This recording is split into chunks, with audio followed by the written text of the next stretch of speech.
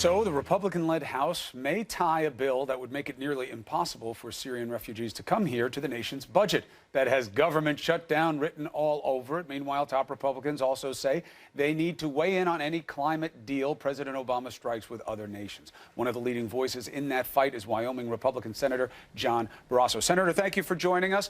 We will discuss climate, but let's deal with this exigency of Syrian refugees and the budget. Do you believe this is a shutdown looming?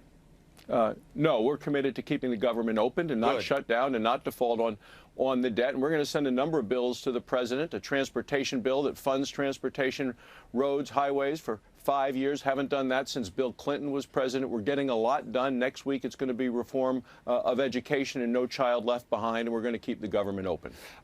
Thank you for pointing that out to us, Senator. Hope it comes to fruition. We just had Deputy Secretary Mayorkas here from Homeland Security. He says, stop scaring people. Syrian refugees are vetted more than just about anybody else who gets into this country. We can find out who they are and that they're safe and that they are people who are victims, and we should remember what America is about. Your response?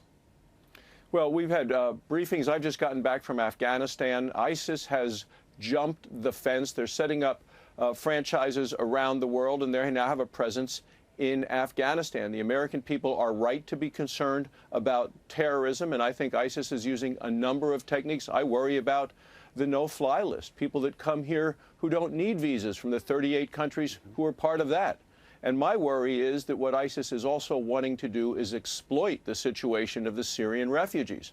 The reason that there are 4 million refugees, people who are fleeing Syria, is they're being killed by Assad. Their friends, neighbors, relatives have been killed. They just want to stay alive. I worry, though, that ISIS is going to try to seed those with other terrorists trying to get to this country. But you just said, coming from Afghanistan, there are lots of different ways that ISIS is trying to make the world a worse place. Why focus all of the criticism and pushback against the group that needs our welcome the most, these refugees who, as you just acknowledged, are running for their lives?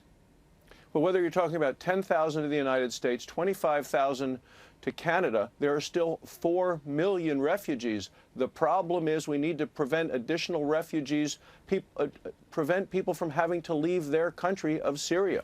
We should have a no-fly zone there so that there is an area of safety within Syria so that the world community can come and bring aid to those people safely. No matter how many refugees one country or another takes, you're not going to be able to deal with 4 million refugees. We have to get to the root of the problem. Right. And what Republicans are proposing specifically with Syrian refugees is to push the pause button because it is very difficult to identify who exactly these people are, each and every one of them, and their intent. Right, except that you will hear from the same experts that it's much harder to find out who the people are outside of this refugee population. They are more confident and more comfortable with the Syrian refugees than they are many other groups who are coming into this country. Why punish the Syrian refugees? Why not say they can come in, we just have to be careful?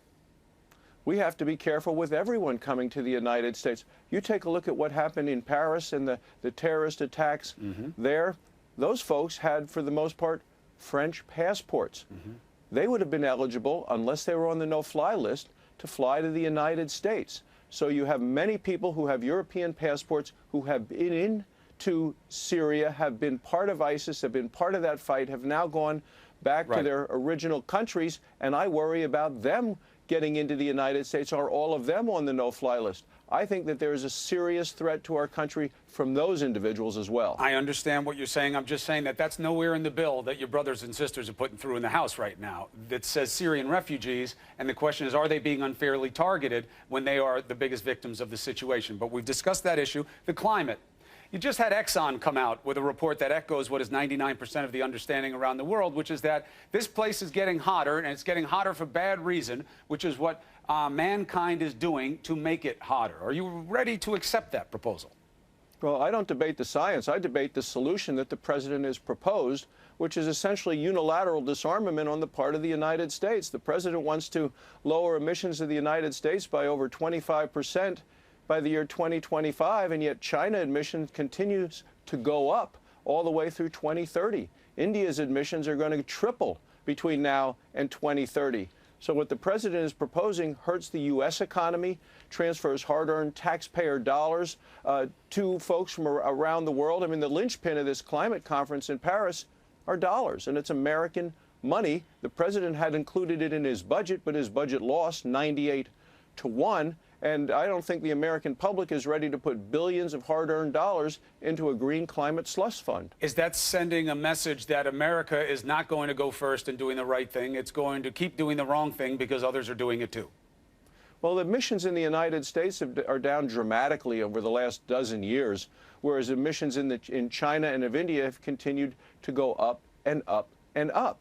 So I think that what we need to do is say, hey, China, hey, India, why do you continue to increase your emissions? And I think other countries are eager to accept U.S. dollars and eager to see U.S. weaken itself at a time when they will take the money and become stronger, helping their economy and hurting ours. I guess the question will become, why can't you do both? Do the best you can at home and get others to do it as well. But we're going to have to see what the next round of policy proposals are on that. Senator Barrasso, thank you very much for your perspective on New Day, sir. Thanks so much for having me. Absolutely. Mick?